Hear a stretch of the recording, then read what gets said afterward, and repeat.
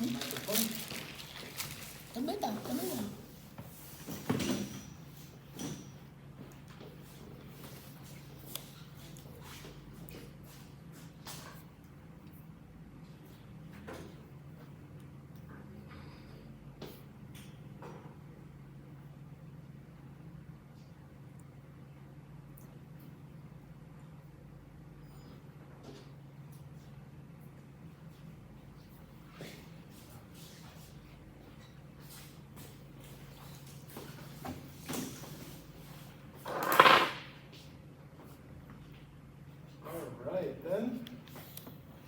I'm going to get started. Let's be after me. Let's take care of our next lecture, consumption savings.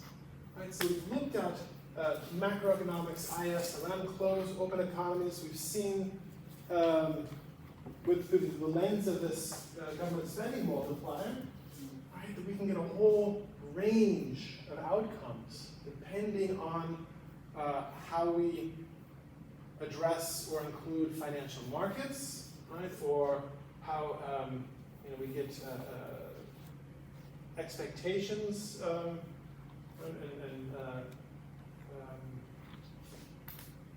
price level movements incorporated. Right?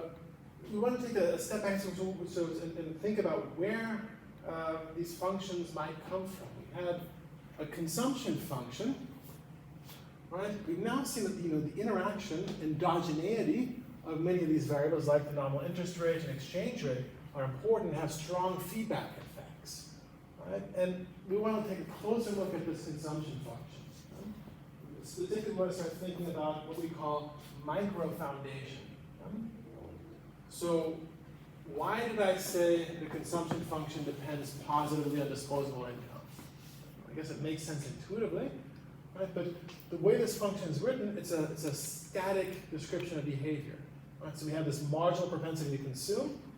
Right? So we wrote out an equation like C equals C0 plus C1 y minus T.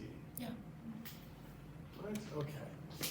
Right? And we looked at things like government expenditures, taxes, and interest rates going up. But so let's say if interest rates go up, nothing happens here. Right? If we, well, that's kind of surprising. Right? Why? Well, if we think about it, we have our income after taxes, and we talked about the marginal propensity to consume. Of our portion of income, how much do we consume? Okay? Well, what happens to the rest? Well, we save that. So in some sense, our decision on how much to consume is the same as our decision on how much to save. And when we made some extreme examples of interest rates, I said, what if the interest rate is 100% per day?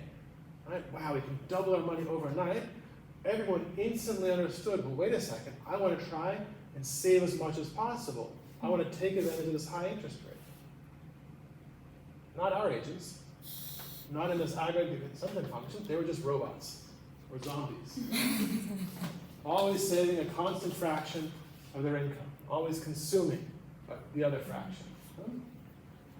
So now we want to take a little bit closer look at that. And the reason also that's so important, particularly now we've seen here these feedback channels, the transmission of a policy change can depend, or does depend, very strongly on the mechanism of feedback. And it seems like consumption, the largest portion of GDP, ought to be a little more carefully looked at. Right? Okay, so that's what we want to do here today. So, as I just said, right, that the decision of how much to consume is also called the consumption savings decision. Because we're just taking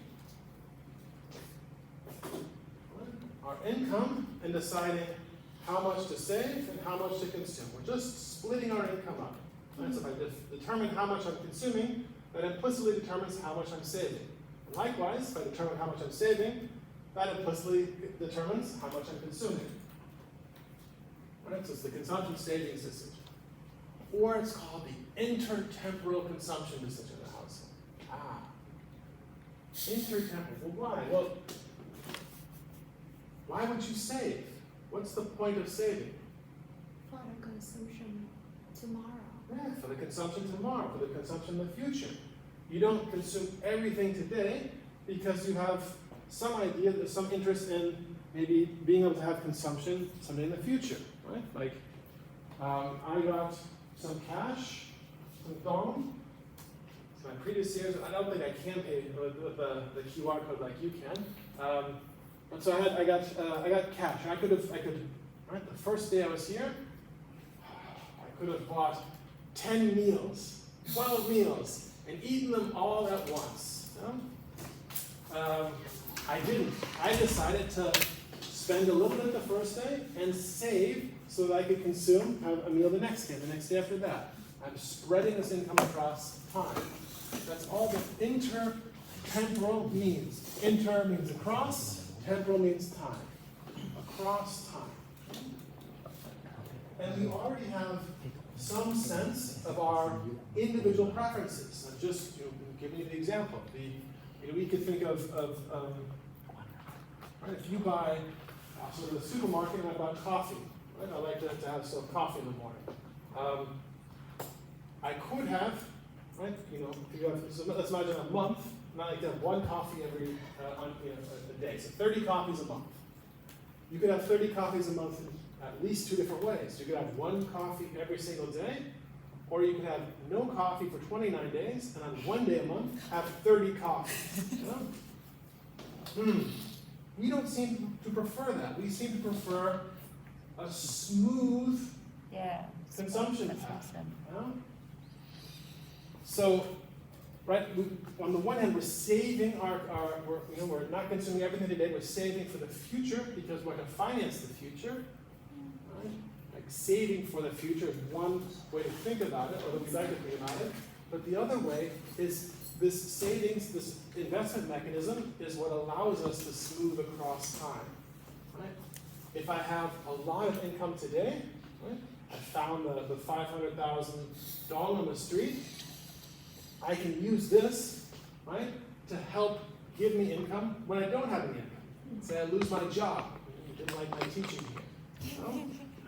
At least I can smooth that out a little bit with the income that I had other times. Right? So we try to take the variations in income that we see and save when we have high income, and then dissave when we have low income, so that we can finance a constant or close to constant consumption profile. I don't just want to drink coffee when I get my paycheck. I take my paycheck and buy coffee and have a coffee every day. Okay, so that's intertemporal consumption decision, and I've already given it away. But you already know this, you've done classes like this before, you thought about consumption smoothing, right? And you want to look at that motive here again together. So we're going to look, I'm going to give you another model. It's a simple two-period model of a consumption decision, but it's going to contain one equation in it that's going to give us this intertemporal decision margin that's going to be at the foundation of asset pricing, like we'll look at tomorrow. And it's also the foundation of the dynamic version of the IS equation that we see in the New Keynesian model for the rest of the course. It's going to be the consumption Euler equation. In American we call him Euler. He's a Swiss mathematician. Right?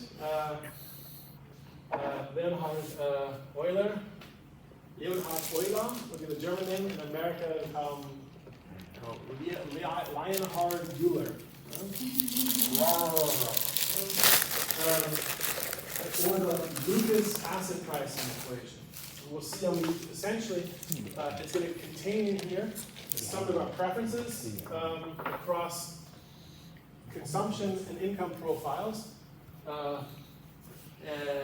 relative to returns on an asset so that we can price these assets. All right, so we're going to look at this simple model. It's going to give us a very rosy picture at how people make their consumption decisions with savings and borrowing. And as with the New Keynesian model, we're going to look at a friction. We're going to look at markets not being perfect. We'll start thinking about a market here not being perfect. We'll see how financial frictions interplay with the Keynesian model in our last extension at the end of next week. So we'll see how credit constraints and financial friction here already affected behavior. And then we'll see how we can kind of get from there to an aggregate consumption function, somewhat like we saw here. All right. So what's sort of interesting when it's talking about interest rates change, and we look at, here I have the savings rates of Japan in black and Germany in blue. And it's really surprising. We see in Japan as interest rates that fell in the lost decade or decades in Japan, as interest rates fell down to zero in Japan, people's saving behavior went down too, right? If interest rates are very, very low, I don't get a high return on savings, so I'm not going to save, I'm going to consume, right? Or if we think of this as a monetary policy, why do we want to perhaps lower interest rates? Well, because lowering interest rates stimulates the economy, right? So the whole idea might be, the economy is in recession, let's lower interest rates so that it's cheaper for people to borrow, for businesses to invest in factories, and for consumers, right? We can maybe increase consumption, people will take out a loan, right? Or I can buy something on loan, right? I can't afford, I wanted to get a new car, I can't pay for it, but if the interest rate falls down to 1%, then I can borrow the money to get the car.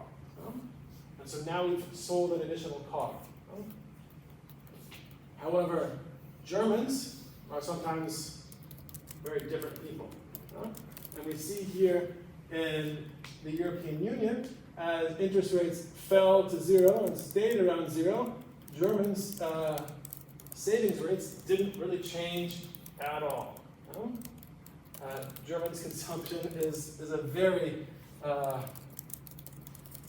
solid object. And what ended up happening, Germans went to court. They tried to sue the government and the central bank for lowering the interest rates. They said negative interest rates it's not a negative interest rate, they call it a punishment interest rate. So you can't punish us for saving. The whole point of lowering the interest rate was to maybe convince people to not save, as we've just thought the logic through.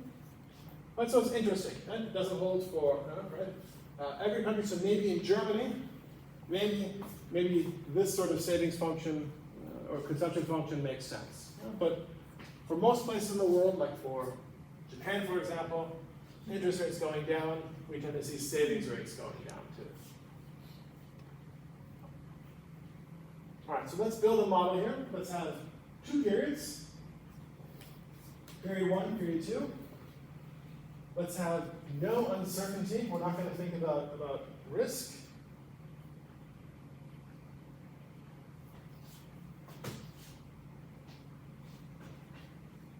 Our households are going to be able to save and borrow as much as they would like at the market interest rate, but as much as they like up to a natural borrowing interest rate.